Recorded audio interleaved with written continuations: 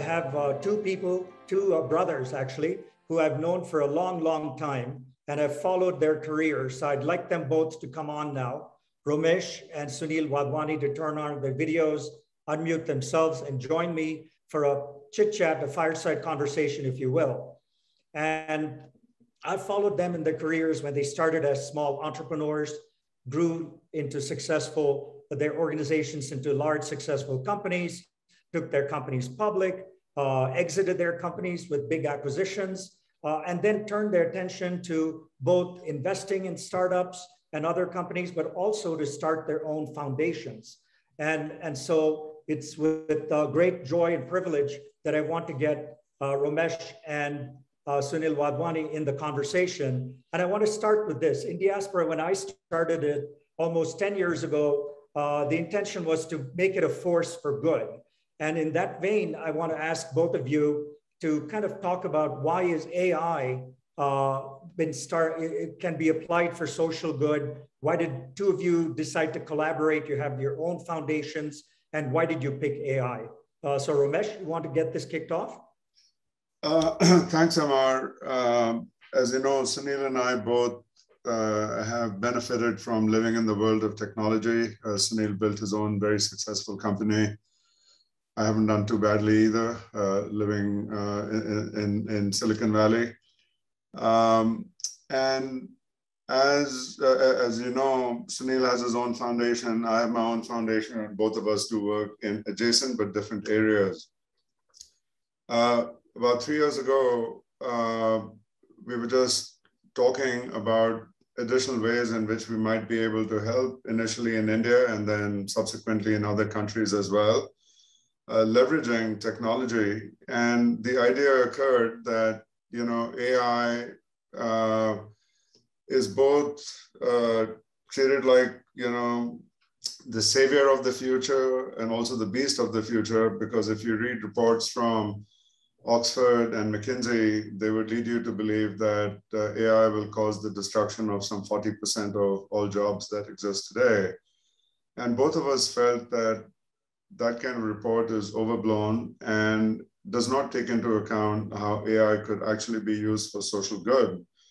And so we thought, okay, since we know technology and we know how to apply wealth and organizations for social good, why don't we combine these two around AI and create the Wadhwani Institute for AI for social good? We would set it up in India, initially in Bombay, and then apply the same principles of trying to define large-scale programs, big outcomes, leveraging AI technology.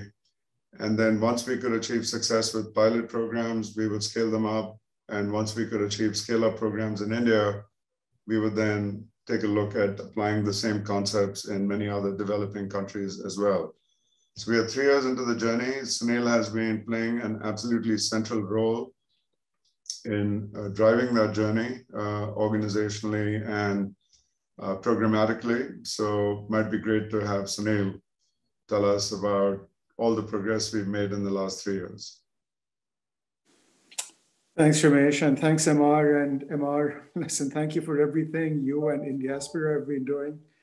And I think coming up with this philanthropy leaders list could be another catalyst like that. It's not so much the 100 people on the list, but it's the thousands of others, you know, that we're also celebrating who do work.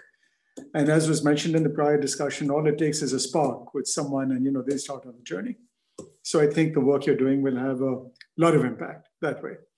On the AI Institute, as Romesh mentioned, we were chatting three and a half years ago, and we were talking about how artificial intelligence, again, is starting. It's in the early stages of becoming a disruptive force in so many industries, right? And whether it's self-driving cars, whether it's you know, Amazon figuring out what you want to order next, blah, blah, blah.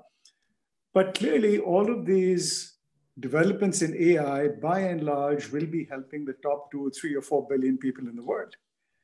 And there's relatively little being done globally on how to apply AI to help a poor villager living in a remote village in India or Ethiopia or somewhere else, who lives on $1 or $2 or $3 a day, has no internet access, or if there's internet access, it's sporadic, etc. Doesn't even have electricity much of the day. And all of these AI investments today, hundreds of billions of dollars, do nothing to help that person. But we figured there must be people working on this. So we did some research and tried to look at what's happening in the area of AI for social good. And we found there was relatively little happening. So Stanford had 2 or 3 people working on it, USC, MIT, Carnegie Mellon, the IITs in India, but nowhere was there a critical mass of people working on this. So Romesh and I said, let's do this. And we set up this institute in India about 3 years ago. We were fortunate that Prime Minister Modi, who is a big believer in how innovation and technology can really help to leapfrog, social development in a country like India. He came, he inaugurated our institute. He's been very close with us through all these years. And over these 3 years, we've built a team of over 100 people in India with phenomenal backgrounds, PhDs from Stanford and MIT and work experience at Google and Facebook and so on. But they are now working on challenges in, for example, tuberculosis. We have teams working on how do you detect TB earlier, how do you treat it better, et cetera. Tuberculosis, of course, is the biggest infectious disease killer in the world today. We have teams working on how do you apply AI to improve maternal and child health, to reduce infant mortality, maternal mortality. And as Romesh mentioned, these, although we are starting our work in India, but the goal is absolutely for the solutions we develop to be used in developing countries around the world and potentially even in developed countries. We have teams working on how do we improve farmers' income by reducing, crop infestation of, by pests, et cetera, et cetera.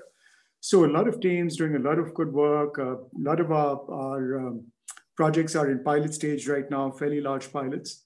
And hopefully next year, 2022, is the year we will start scaling a lot of these up. So it's been a very gratifying journey. But the most exciting years, I think, are coming up ahead.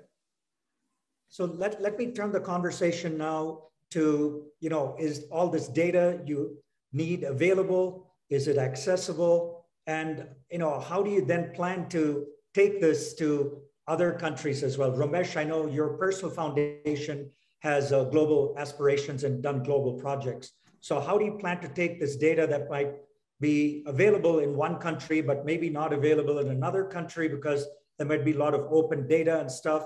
So Romesh, can you address some of those challenges?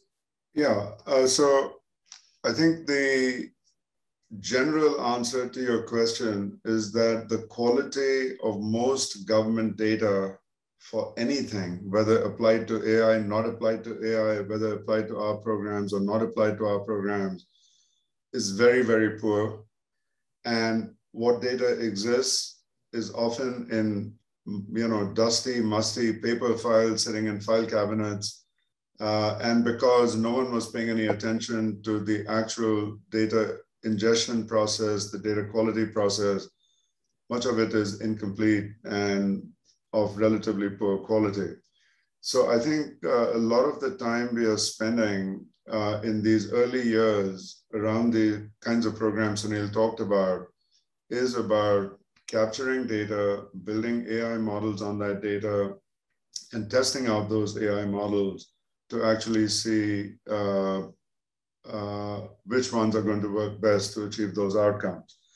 Now, the good news is the data it does not have to be country dependent. I'll give you an example. One of the solutions we are working on that Sunil talked about is in cotton farming, where because of boll weevils and other pests, there is a very high risk of damage to the cotton crop for any farmer. And because every farming season for cotton, many farmers lose their entire crop because of pest infestation, they also end up committing suicide because they don't have enough income to pay their debts or pay for food for their families. So it isn't just a question of improving living standards by improving the yields from farming. It may be even more important in terms of protecting the life and safety of that particular family. We've come up with a relatively low-cost technique with sticky strips that we hang, in the appropriate places in a half-acre farm, a 1/10 of an acre farm. And we capture information about pest density. We then feed that data on pest density into our modeling tools, create the models, and then are able to provide recommendations to the farmer on exactly how much fertilizer in the soil, insecticides to be used to kill off the pests, when to harvest the crop, because all these are important decisions where brute force insights, as farmers have tended to use, don't always give you the correct answer. So we're providing them with much higher quality of recommendations on exactly what to do. We are in the process of beginning the scale up in India, but once we do it in India, there is not that much difference between the models that we are creating used on data captured in India versus applying the same models and the same solution in Africa or other parts of the world, so long as we are talking about the same pest. And by the way, these pests are global pests. So boll weevils exist in cotton farms in the southern regions of the US, in India, in every country in Africa where cotton farming is done. The same boll weevils and pests are there. So we feel that these models are actually universally applicable without our having to go get a new set of data from Ethiopia or a new set of data from Kenya or a new set of data from South Carolina or some other place. So that's a good thing. Same thing, by the way, when we talk about looking at improving the health of, babies who have been born nutritionally challenged, underweight, and would otherwise face great difficulty through life, we are able to identify them using a relatively simple technique where we take a picture of the baby with a normal smartphone, and the AI algorithms actually run in the phone. So any ASHA worker in India will be able to use this appliance, take a picture of a baby. The application itself may give her advice on what to do, or if nothing else, it'll provide data that can be sent upstream to a primary care physician who will then be able to guide the ASHA worker in terms of the course of treatment of the baby. But there again, it all has to do with the anthropic structure of the baby, the size of the baby. Doesn't matter if it's an Indian baby, an Ethiopian baby, or a South African baby. The other quick thing. Sorry, Sunil. Let me ask you a question to also add on to this, and that is: are these models open source? Can another organization in South Africa ask for your model, take it, run with it, or what's your thinking in that area as well? Oh, absolutely. I mean, once we have it piloted, tested, fine-tuned, etc., we will be giving it away to any government, any other NGO that wants, etc. And the only other point I'd make on data, MR, is that governments around the world, including the Indian government, recognize that they have this data issue. So in India, as an example, not only are we working on these specific solutions, but now the government, through Niti Aayog and several ministries, have asked us, our AI Institute, to work with them on developing data governance standards, data cleanup, protocols, etc., so that moving forward, at least, not just us, but other organizations can utilize this data, which will, over time, get better and better quality. Great. And one final thought from both of you. Where do you see the AI for social good organization in 5 years or 10 years from now? What do you think it'll be solving? Well, we have two broad goals. One is just a quantitative internal goal that we have internally, which is that by the year 2027, which is the 80th anniversary of India's independence, we want these AI-based solutions that we'll have developed internally to be impacting the quality of life for over 100 million families in India and elsewhere. And that's an aspirational goal, but we've got strategies and a plan on how do we get from here to there. But I think the broader goal is just, we still have so many developmental challenges in India and elsewhere. As just one little example, India, out of 800 million people, 700 million people don't have access to decent quality, affordable primary healthcare. That's just one example. can AI play a key role in making primary health available to everyone, or in providing food security to everyone, or in providing good skills training, so that people can earn livelihoods.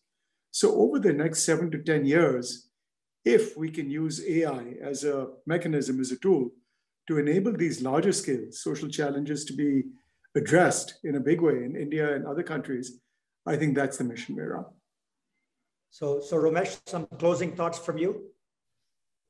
I think you heard from all the other members of this conversation early on that, all of us have been privileged in one way or the other. And fortunately, the fact that we're on this call says that we are also conscious of the fact that we are privileged and eager and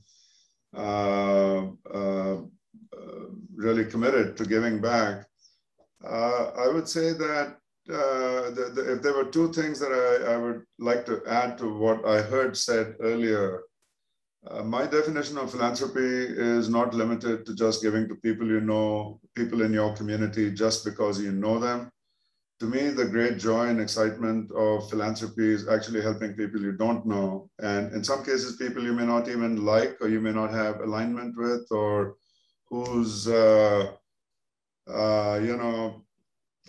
lifestyle or political leanings or other things you may or may not agree with. So I think we need a broader definition of philanthropy rather than just helping your own community, because clearly you should do that, but you shouldn't stop at that. You should go way beyond.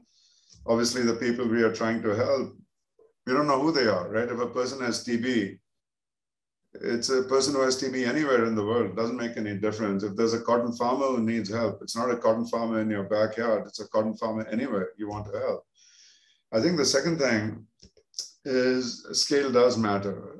While it is absolutely true that you help one person and you help the universe. I do believe in that, but there are lots of people, millions, maybe hundreds of millions of people who can help one person. There are probably tens of millions of people who can help 10 people. There are probably a few million people who can help 100 people. All of us on the call are capable of helping 10,000 people, 100,000 people, 1 million people. And so I think each of us needs to have a philanthropic ambition, which is equal to the scale, not just of our capital, but our capability. Could be organizational capability, it could be project management capability, it could be technology capability, it could be financial capability, it could be creativity, because, just as you need creativity to build a technology company or a non-technology company, you also need creativity to maximize the impact of philanthropy at scale. So I feel that we should be challenging ourselves to rise to the highest possible scale at the intersection of our aspiration, our capability, and our capital. Thank you, Romesh and Sunil, for this amazing conversation. I'm going to turn it over to Sanjeev. We have a Q&A session and all the panel, other people are participating. So hopefully as a group, we can take a few questions from the audience. Over to you, Sanjeev. Thank you, MR. This has been a fascinating conversation. I mean, the one with Sunil and Romesh, of course, and then the previous keynote remarks from Desh and the panel. I mean, they've all been so insightful and so very authentic. I do have 3 questions, one for Romesh and Sunil, one for Desh, and then one for the panel that intersperse them. Let me start with Romesh and Sunil, since they're right here and we just finished with them. In the spirit of inspiring future philanthropists who may be thinking of starting out the kind of journey that you are already so successfully doing, let me ask this question. You are both very successful, or have been, in the private sector, and now you're doing yeoman work in the philanthropic space. Are there lessons that you think carry forward from the private sector into philanthropy? And what is it that you think doesn't carry forward?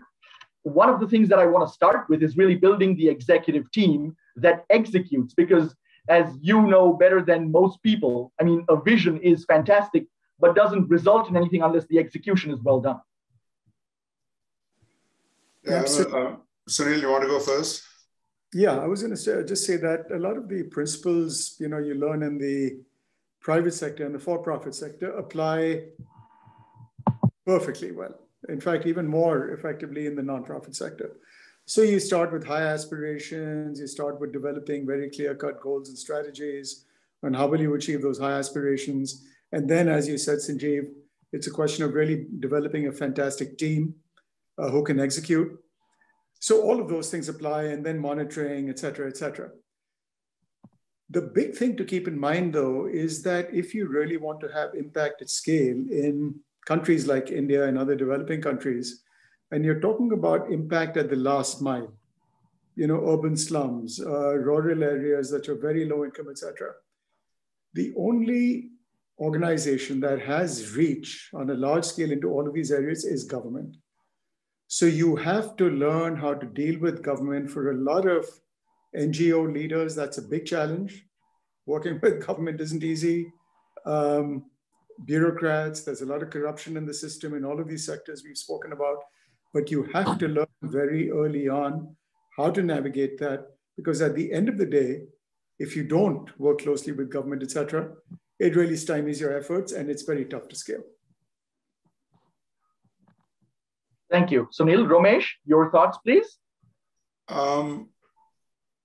I think there are many lessons from the private sector that carry over here. Sunil has clearly identified one major difference, which is the need to work with government. The ability to have a vision in the first place is not something that, or to have a vision at scale is not something that comes naturally to every NGO. Yes, every NGO is doing good work, but to do it at scale, you need a bigger vision. And often when you're building a for-profit company, to build that for-profit company to scale, you need that kind of bigger vision. You made a good point, which I completely agree with. My philosophy all through my life has been that vision is probably 5 or 10% of the answer. When I say vision, I mean vision and strategy is 5 or 10% of the answer.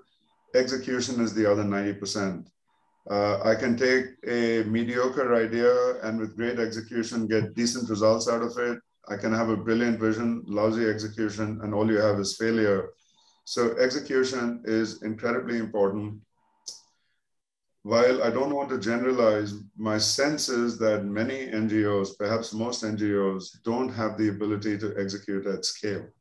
Because execution involves the ability to attract management, the ability to attract great talent, the ability to have patience, the ability to incubate a number of ideas, some of which will fail, some of which will succeed, and having a structured methodology for how to do it. There are lots of things that are required under the banner of execution that NGOs generally don't have experience with. Now, for those of us who come from the private sector, we do have experience in these areas because if we build successful companies, these were all prerequisites to building successful companies of scale.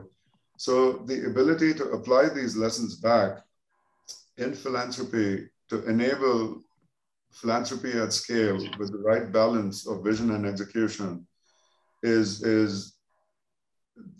where the great similarity is. Same issues about organization, leadership, organization, talent, program management, leveraging technology, measuring outcomes, use of KPIs, use of formal mechanisms for measurement of progress and success.